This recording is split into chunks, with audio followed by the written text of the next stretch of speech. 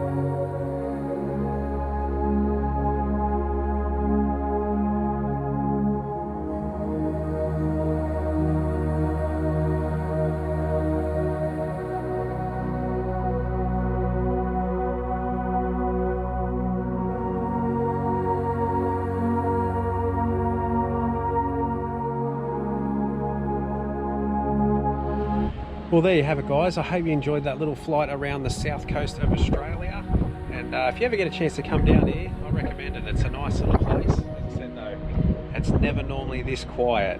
I think if you did come here it'd normally be packed, but as I said, because of COVID-19 no one's allowed to travel too far in Australia unless you're doing essential work. That's why I was able to enjoy it. So hopefully I'll finish this little job soon and be back home with the family and the kids.